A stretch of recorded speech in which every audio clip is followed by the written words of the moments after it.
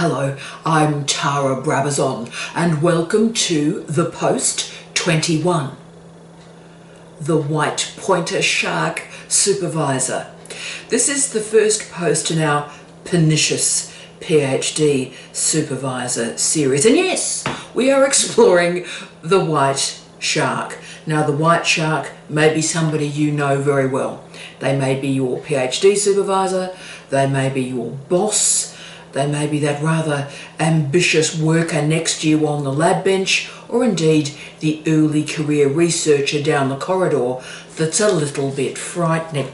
So I need to acknowledge right at the start of this post the remarkable Jess. Hello Jess, big hug Jess. Jess, you are the best.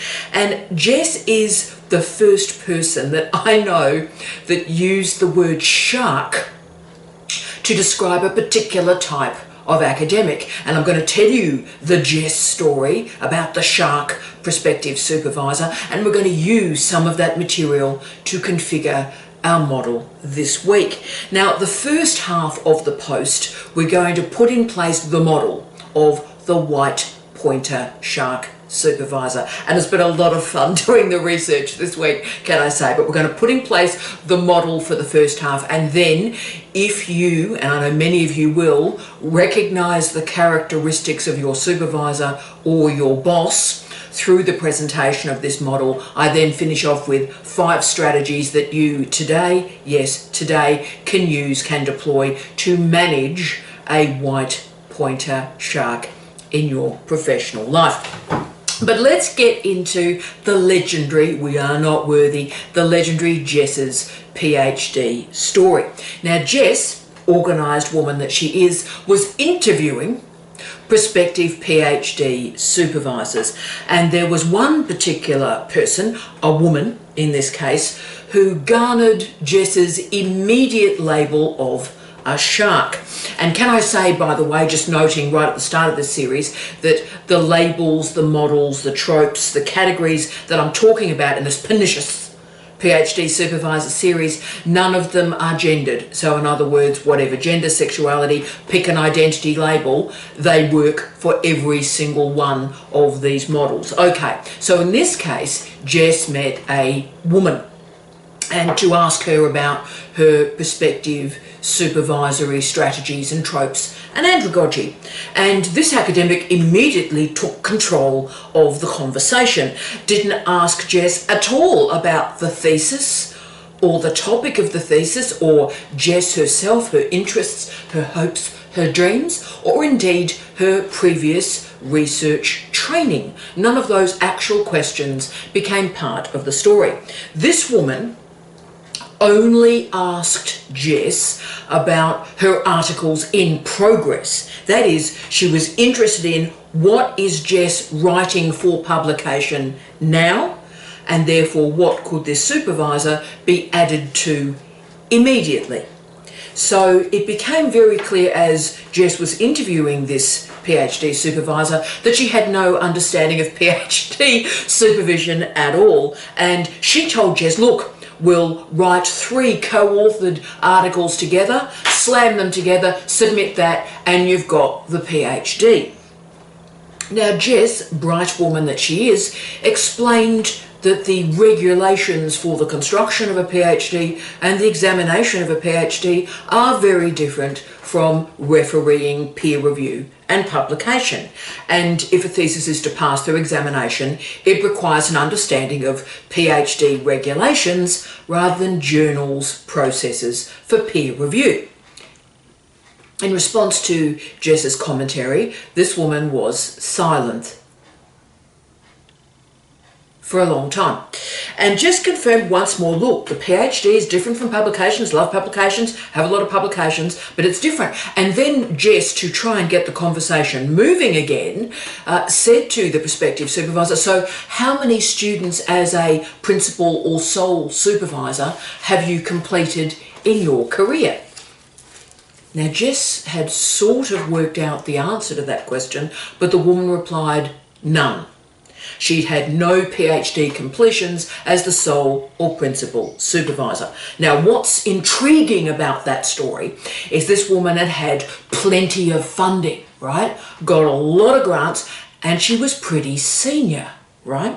So high profile, lots of dough, but no PhD supervisory completions. So what was happening here? Well, the money that the woman was bringing in, what's often called soft research funding, was being paid on to research assistants and postdocs. So that research to get the publications was being funded via her grants. But the HDR students, high degree students, and successful HDR supervision was simply beyond her, absent from her career. Now, this may seem amazing to you. It seems amazing to me, but this is not a one-off case. When I was working in the UK as a research manager for one of the research assessment exercises, we discovered something truly bizarre at the time, and it stayed with me. So as we all know, in most research assessments or evaluations, there's some form of measurement or metric in place. So there's obviously peer review. People like me, research managers, gather up the publications that we think is the best chance to get a great result. Esteem variables are put in place in some systems, impact and engagement put in place in some systems. In some disciplines, funding and grants are part of the metric. And obviously, HDR admissions, enrolment, attrition and completions. That data set is also part of the metric. And the staff members, when I was the research manager, the staff members who the institution described as the high flyers, that is, they received all the funding, were the weakest PhD supervisors, time and time again. And that hurt their individual metric, and indeed it hurt the institutional metric. So let me say this again. I was a young professor, and I was stunned at the time. The high-profile academics who received the funding were the weakest PhD supervisors. And can I say, bizarrely, there were only two people that were outside of that rule or mantra, and they were my late husband, Professor Steve Redhead, and me. Okay, so this was 15 years ago, and at the time I was stunned. I wondered why there was such a gulf between the supposedly successful researcher and complete incompetence in higher degree supervision. And suddenly this weird memory came back to me as a research manager when Jess was telling me this story. So it's taken me all these years, but now I have a theory and a model to understand these cases. That is the white pointer shark. So let me explain. So yes, I am using the white pointer shark, as we described them in Australia, as a metaphor for supervisory and research behaviour. Now, this is not a literal description, dear friends. This is not like a person enters a room with the soundtrack of no, no, no, no, no, no, no, no, no, no, no, and then takes a bite out of the Vice Chancellor. This is not a literal model. It is a metaphor though, and I've done some amazingly inspirational research to get this metaphor in place for you this week. So the great white shark, or the white pointer, is an apex predator. That means they have no natural predators. They prey on all sorts of marine life, fish, birds, of course, and yes, they are responsible for more human bites than any other shark, but that's sort of accidental. They don't aim to do it, just a leg gets in the way, and thanks for playing. So for our purposes, the white pointer supervisor is able to move through higher education without critique, without commentary about their behaviour. They are the apex predator of the neoliberal university sector, because these predators can deliver the metrics and the outcomes required of our institutions at this time. So they build their careers feeding off the work of other people. That's how they succeed. So the white pointer travels incredibly long distances with seasonal migrations because they've got a very demanding diet. So the white pointer is a hunter, has speed and is agile. They're able to carry, I got so many fantastic articles that I read this week, but one of the great ones about the white pointer is they're able to carry high levels of lead and mercury and arsenic without it killing them. So they can sustain a healthy immune system with arsenic, and they exert a bite force of 18 kilonewtons, or as I've described this week, killer newtons. So therefore, for our white pointer academics, they're able to swallow, they're able to carry the rage, the disgust, the anger of other people, and has no impact on them because their behaviour is frequently unconscionable. They take the work of others, they feed off students and colleagues, and they force themselves, push themselves into projects and into situations.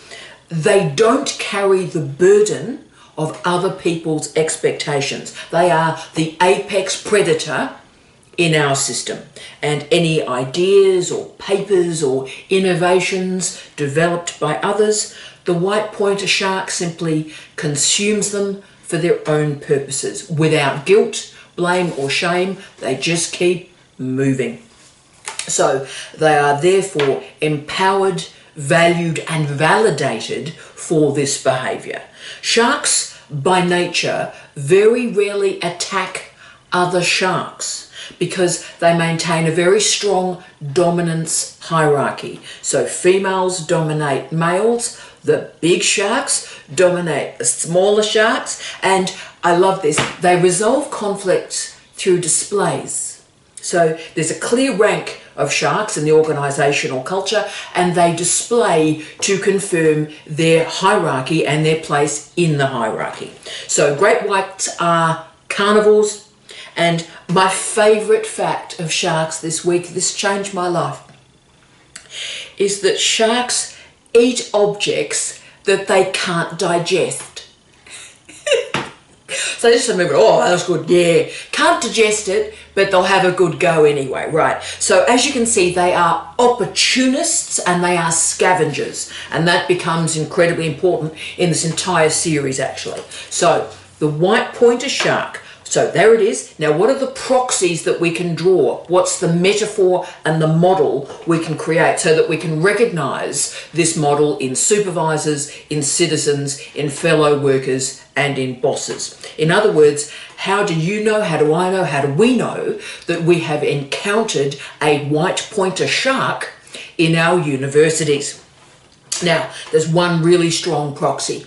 The title, the funding, the seniority does not match the PhD completions. So in other words, there's a mismatch, an obvious one, between huge success in grants and their capacity to actually complete PhD students. They may enroll them, but do they finish? Because completing a PhD student requires empathy and compassion and care and thinking about another person ahead of yourself. And of course, the white pointer shark simply can't do that. The white pointer shark also, this is the other proxy, doesn't hold leadership or service roles in an institution. They'll often be the head of a research centre, they'll often be the head of the grant because they can then really scavenge off the work of others. But the difficult work of being a head of department or a head of school or a dean or the head of a teaching innovation perhaps wastes time, takes attention away from them getting stuff for themselves. The white pointer shark also has no understandings at all of university regulations, policies and procedures. To cite the cliche of a white pointer shark that I know, quote, "It is better to ask for forgiveness than ask for permission." End of quote. Chilling, eh? So university policies matter because they enforce issues like authorship requirements, and they try to prevent sexual assault and sexual harassment, and they try and maintain employment rights. Now, policies get in the way of white pointers consuming, because they want to consume the ideas, the expertise of others without any consequences. So most importantly, the other final proxy that will allow you to pick a white pointer shark in seconds, maybe a minute, is when you look at their Google Scholar profile.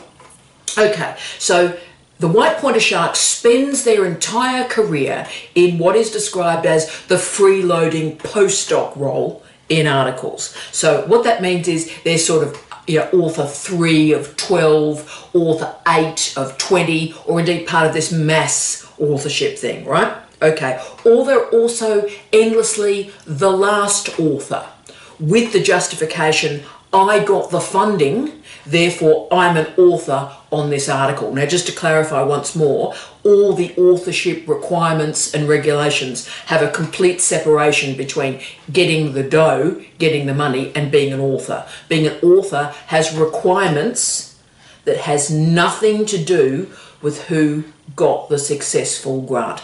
Authorship is different, okay? So whenever you hear anyone say, oh, look, I'm the last author because I got the money, wrong. It's against the policy.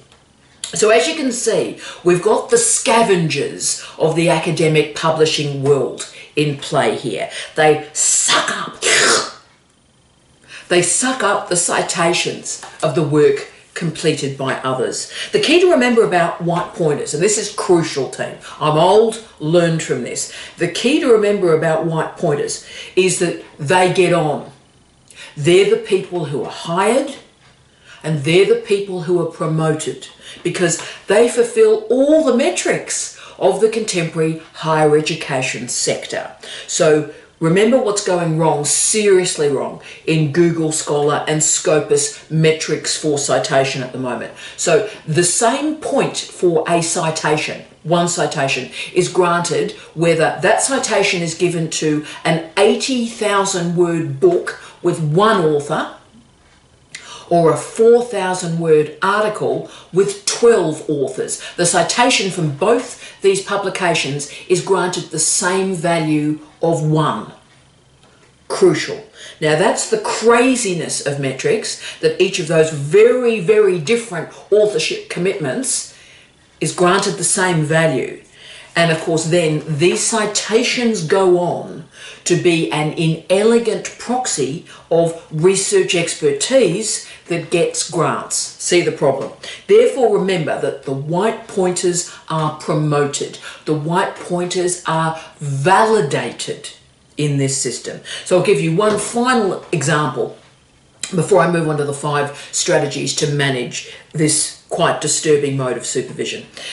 Okay, here we go. So when I was head of school, there was a senior lecturer, not very bright, can I say, not really good at anything at all in academic life, but she managed to pick an area of research that was expanding at the time. So that was amazing. So she wasn't very bright, wasn't very good, but when that area was expanding and hooked into it, right? Clever. And then was able to get into PhD supervisory panels. Now this is significant because she was able to pair up with another model of supervision we're going to talk about in a couple of weeks, the Loch Ness Monster supervisor. The Loch Ness Monster supervisor are the absent supervisors, the fictional supervisors. They're sort of a supervisor, but you never see them, okay? So this is an interesting combination. We've got a white pointer supervisor who is behaving disgracefully, but the Loch Ness Monster supervisor, the absent supervisor, isn't really aware of what's going on. Okay, so this senior lecturer was able to get onto 5 supervisory panels with the Loch Ness Monster supervisor. And she was only interested in what was described at the time publication-based PhDs. This was at a very poor regional university, very poor policies, very poor procedures, and they let these pretty mediocre, if I'm frank, theses go through to examination. So she intentionally created these publication-based PhDs and insisted that she would be a co-author on every single article produced through that process. And she used the immortal line to a PhD student in an email, which I saw, that haunted me ever since. She wrote in an email to this PhD student that, quote, "I won't open the file of a chapter of this thesis until you reply in writing that I am the author of every article you write for this thesis." End of quote. So in other words, she wasn't prepared to do her job as a supervisor, the job for which she was being paid. PhD supervision, part of workload. Money is being paid to do that job. She would only supervise, read the work, if she was guaranteed to be an author on the publication. Now, as a head of school at the time, I described this as double dipping. And I still agree with my earlier self. But let's cut to 10 years later. That woman is now a professor. So even with this exploitation of students and other academics, to this day, she's received just over 1,000 citations on her entire research career, which is very low in the applied social sciences. In fact, very, very low in just about any field. And there's only 3 publications in her entire career where she is the sole author. Her PhD, 1 article from the PhD, and 1 other short piece for a professional journal. So remember, the white pointer is the apex predator, and they win. They win in our current system. Therefore, what do you do is, if, as I've been speaking to you today, you've realised your supervisor, your boss, is a white pointer, what do you do? How do you stop yourself being killed or stop yourself being damaged by this person? Here we go. 1, do not expect care, concern, compassion, or interest in your project. Full stop.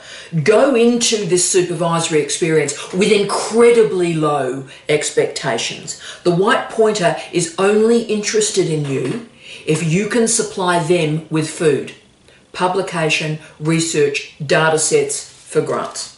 So you need to gain your emotional and intellectual support from other communities. You need to treat this supervision as work, just work. Give yourself a clear deadline. Know that you have to be a self-starter and you have to get that thesis home. You're going to be responsible for getting it submitted. So to gain support on your project, you've got to have a clear sense of your white pointer supervisor's goals and aspirations and aims. You need to know what they are interested in, and you need to align the goals of your thesis to their goals. And that's the only way to ensure that the white pointer shark remains interested in you. So their goals have to overlap with yours. That's how you'll keep them interested. But just like that earlier post we talked about inside and outside the tent, know that you're going to need to preserve many components of your project and indeed your research life and your thinking. You're going to need to keep them outside of the tent, away from the white pointer shark. And you've got to keep all your big hopes and dreams and aspirations, big research ideas, secret and away from the shark, because unless you do that, they will claim them. I have seen it hundreds of times. Therefore, develop a sharp, clear and precise PhD. Know that the publications will be the spine of that PhD and that your supervisor will have authorship over every single one of those publications. So treat the PhD as a bounded workplace. Do not express emotion, frustration, anger or vulnerability to your supervisor. They will use it. So get in, get a PhD and get out.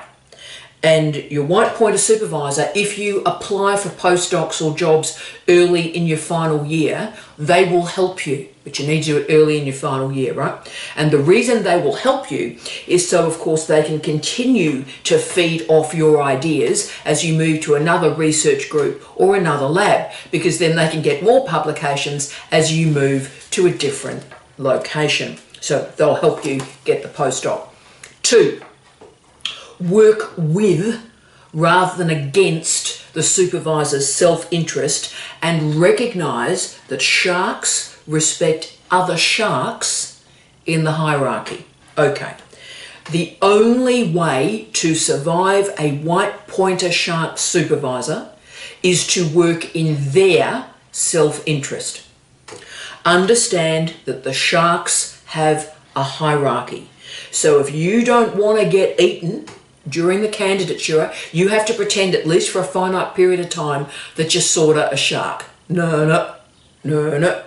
Remember that sharks rarely attack each other. They offer a position of display so that they can confirm where they are in the hierarchy. So that means you've got to let your supervisor enact their displays. So big voice, preening, talking about themselves, and of course demeaning everybody else. Demeaning and shouting about everybody else. Lots of shouting. They're shouters. And therefore you have to accept your position, knowing, and this is the deal with the devil that you're making, knowing that you're going to be able to get a lot of publications through the candidature. Now, they may not be very good publications, but you'll pump publications out during this period. And if you're in a research group or cluster of some form, be honest and talk with the members of the group. Know that between the group there's going to be a lot of publications. So help each other. Help each other while you are trying and doing the best you can to fit into the authorship policies. Okay, this is important. This is your role. Make sure everybody in the group has read the institutional authorship policies. Make sure you're fitting in with the requirements of authorship, at least within the team. And know that the white pointer shark will not care at all about those policies. Remember that line? It's better to ask for forgiveness than ask for permission. End of quote. So be part of the group's publications, get together, work incredibly hard. Now, know that you're not going to get the full experience of doctoral education. You're not going to get much teaching experience or teaching expertise. You're not going to get a diversity of methodological or epistemological training, but you will gain publications. So know at the end of your thesis, you're probably going to have to do a fair amount of professional development to catch up on the methodological and epistemological work you should have done during the candidature. Okay, so you'll need to flesh out your experience, noting that the white pointer shark did not give it to you. Also, know the dangers of this situation. Go into the shark system for a short period, publish a lot of articles, but have an exit strategy. 3, ensure you have a secondary supervisor or a co-supervisor who gains from supervising you and your project to completion. The greatest problem, and there are many, but the greatest problem with the white pointer supervisor is they have absolutely no understanding or ability in how to finish a PhD student and a project. I have hundreds of examples of students throughout my career where the supervisor was just completely self-absorbed and let the candidatures go years beyond what was necessary. Not months, years beyond what was necessary. The shark supervisor wants the student to remain in the lab or on the project as long as possible, as free labour, and free labour to write papers, get data. Yeah. So it's not in the shark supervisor's interests for a student to submit quickly, complete, because they get on with the rest of their lives and they leave the shark's lab. They only want you to write the articles where they are an author. So your PhD is irrelevant to them. Irrelevant. And that's why their track record of completions is so impossibly low. Because if students have a choice, so if there's funding elsewhere or they don't need the funding, if students have a choice, they stay a long, long way away from the white pointer. And that's why to finish the PhD, you are going to need an outstanding co-supervisor. Let me tell you what to look for. Now, this co-supervisor will be exploited, okay? Because they're going to do all the heavy lifting on the thesis without the workload, without the pay. So therefore, the best combination for you as a student is a white pointer supervisor and an early career researcher who needs the completion of the PhD to get on with their career. So yes, they'll gain from the publications, but they need the completion of a PhD to get on in their career. Therefore, select a co-supervisor with great care. Work in their self-interests and know that they need you to complete for their career. And also, can I say, decent, ethical, early and mid-career researchers are missing out a lot at the moment. They're missing out on a lot of students because the sharks are grabbing them, not caring, and the sharks in their display hierarchy are supervising all the students themselves. So actively add an early career researcher to your supervisory team, and they will be the human that brings you to completion. Know that the white pointer shark supervisor will have you working for them forever. They don't care about your PhD at all. They care about the publications. 4, do not be isolated and vulnerable. Develop a community of peers, friends and colleagues from the start of a doctorate. Yeah. So no, you need to go into the situation knowing that you're going to feel confused and frightened a lot of the time.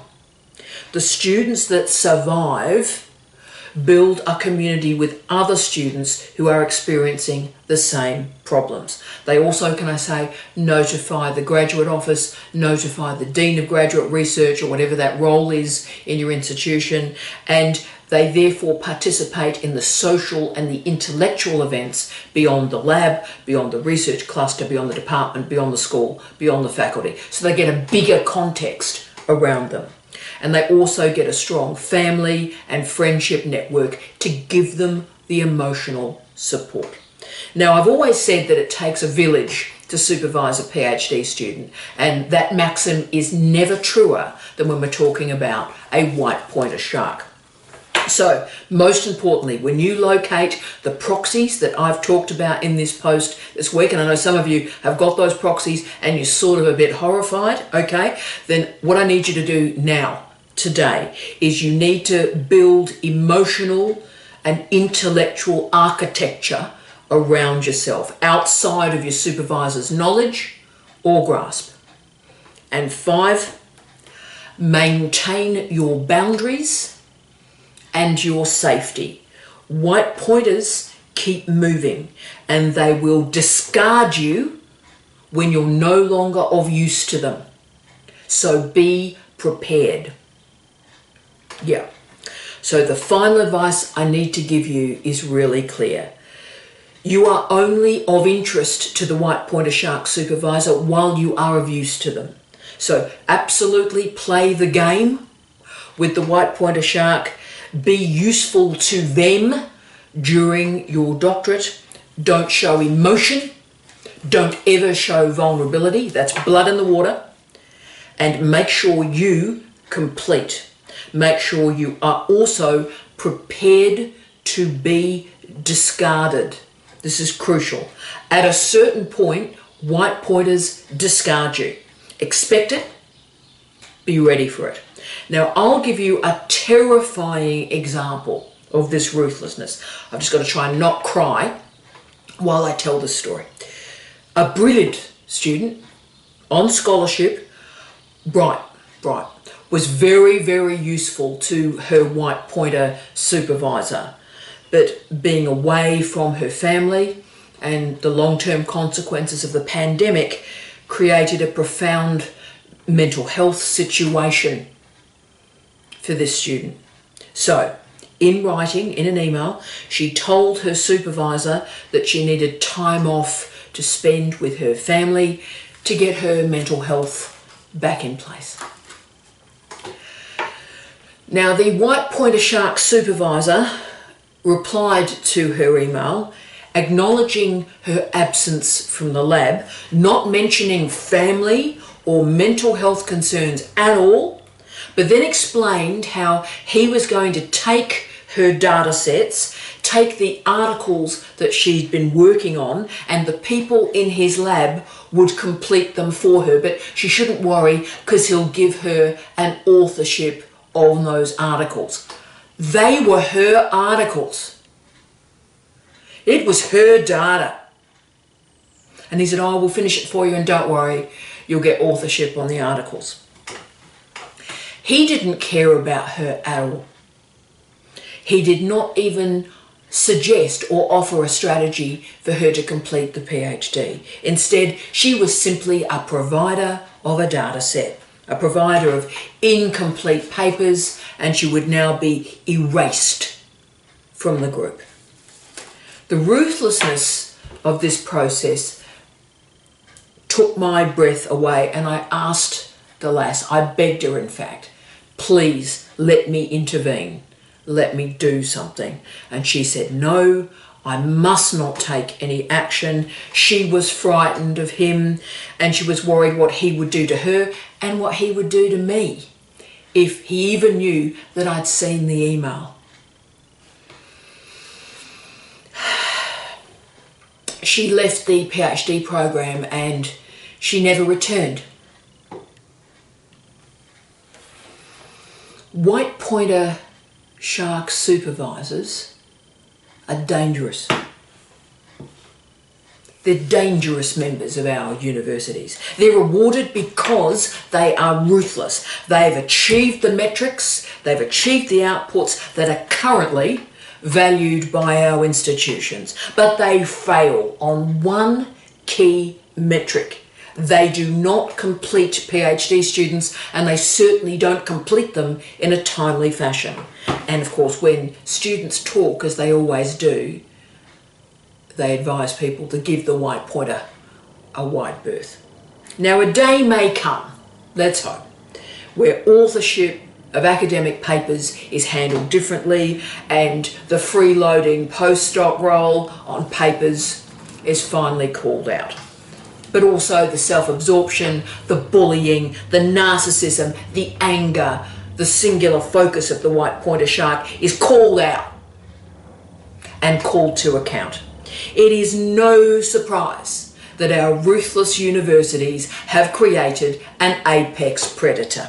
For the rest of us, the SEALs of our universities, we need to recognise the white pointer, we need to know the white pointer, we need to give them space, and we need to move to a different path of the ocean. We need to avoid them. We must not become them. The white pointer shark, though, reminds us of what is of value in PhD programs. Yes, publications matter. Publications are crucial, but supervisors remain responsible for so much more than publications. I wish you love, light, and peace. T out.